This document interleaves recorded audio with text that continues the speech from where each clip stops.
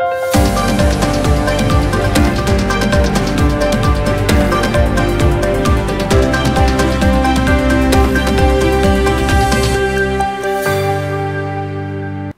अनुष्का. शंखनाद न्यूज चॅनलच्या मराठी बातमीपत्रात आपल्या सर्वांचं परत एकदा स्वागत करते. बघूया आजच्या काही मराठी ठळक बातम्या. भारत निवडणूक आयोगाकडून आज निवडणुकीच्या सुधारणा जाहीर झालेल्या राष्ट्रीय पुरस्कारांमध्ये महाराष्ट्रातून नागपूरचे जिल्हाधिकारी डॉक्टर विपिन इटनकर यांना बेस्ट इलेक्टोरल प्रॅक्टिस अवॉर्ड 2023 घोषित करण्यात आला आहे. निवडणुकांमध्ये मतदारसंख्या वाढविण्यासाठी डॉक्टर विपिन इटनकर यांनी मिशन युवा अभियान राबविले होते. या अभियानांतर्गत त्यांनी 15 जुलै 2023 ते जानेवारी 2024 या काळामध्ये स्वातंत्र्याच्या अमृत महोत्सवी वर्षाला लक्षात घेऊन 75,000 युवा मतदारांची नोंदणी करण्याचे अभियान जिल्ह्यांमध्ये सुरू केले होते. या दरम्यान जानेवारी 2024 अखेरपर्यंत 17 ते 19 वयोगटातील 88,609 युवा मतदारांची नोंदणी करण्यात आली असून अजूनही मतदार नोंदणी सुरू आहे. या अभियानाची नोंद भारत निवडणूक आयोगाने घेतली असून स्वतः उद्दिष्ट ठरवून ते पूर्ण केल्याचे विशेष कौतुक आयोगाने केले आहे. देशभरातून निवडणूक सुधार करणाऱ्या 7 IAS IPS अधिकाऱ्यांना गौरविण्यात आले आहे.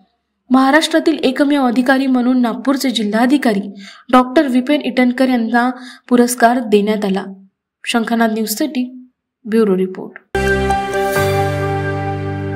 महासंस्कृती महोत्सवासाठी महाकवी कालिदास भूमी रामटेक नगरीत सज्ज होत आहे. येथील नेहरू मैदानावर मोठा मंच, LED वॉल्स, लेझर शोसाठी हाय व्होल्टेज लाईट्स अशी तयारी अंतिम टप्प्यात आली आहे. स्थानिक 45 कलाकारांचा समावेश असणाऱ्या रामायण नृत्य नाटिकेसाठी तसेच विविध आदिवासी नृत्य सादरीकरणासाठी कलाकार कसून तयारी करीत आहे.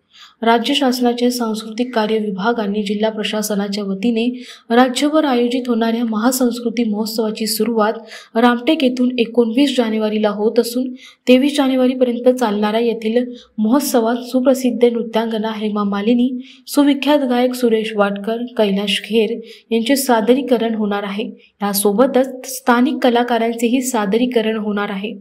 रामटेक येथील रामधाम नटराज कलावंत ग्रुपचे 45 कलावंत रामायण नृत्य नाटिका सादर करणार आहे. या नाटिकेची सुरुवात लवकुश यांच्याद्वारे रामकथा गायनाने होणार असून राम जन्म, सीता स्वयंवर, रामाचा वनवास, अयोध्या पुनरागमन असे प्रसंग सादर होणार आहे.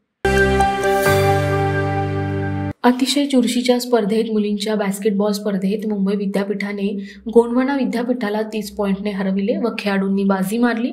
यंदाचे रौम्य वर्षी यजमानपद राष्ट्रसंत तुकडोजी महाराज नागपूर विद्यापीठ भूषवत आहे.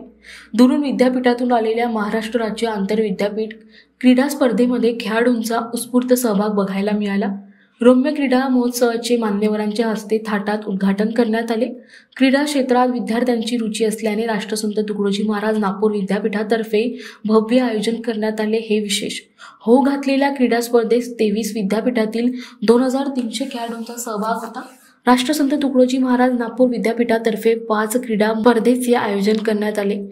कार्यक्रमाला प्रामुख्याने राष्ट्रसंत तुकडोजी महाराज विद्यापीठाचे कुलगुरू व कार्यक्रमाचे अध्यक्ष माननीय कुलगुरू डॉक्टर सुभाष चौधरी व सुवर्ण पदक विजेता डॉक्टर सुनील दबाज व सोबतच डॉक्टर संजय दुबे प्रामुख्याने उपस्थित होते.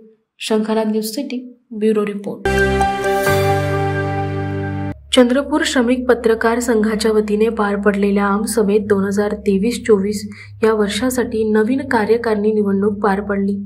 यात चंद्रपूर श्रमिक पत्रकार संघाच्या अध्यक्षपदी प्रशांत विघ्नेश्वर यांची निवड करण्यात आली आहे.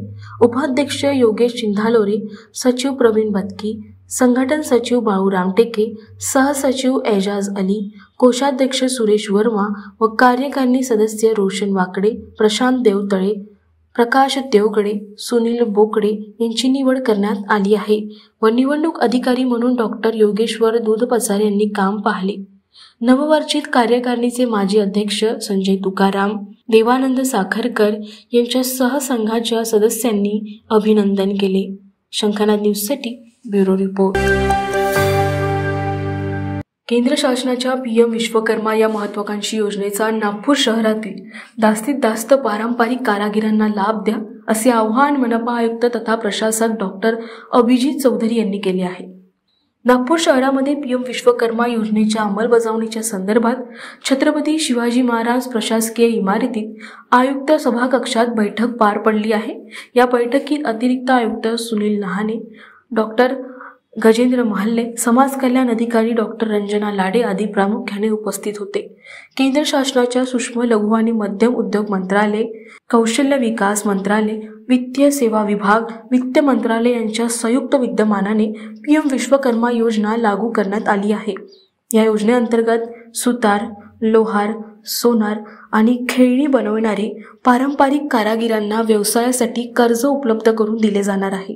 याशिवाय मंत्रालयाच्या वतीने सर्व कारागिरांना त्यांच्या व्यवसायाचे 15 दिवस प्रशिक्षण देखील दिले जाणार। या प्रशिक्षणादरम्यान लाभार्थ्यांना 500 रुपये प्रति दिवस भत्ता देखील दिला जाणार आहे। शंखनाद न्यूजसाठी ब्युरो रिपोर्ट। तर या होत्या आजच्या प्रमुख बातम्या। परत भेटूया नवीन बातमीपत्रासह। तोवर नमस्कार।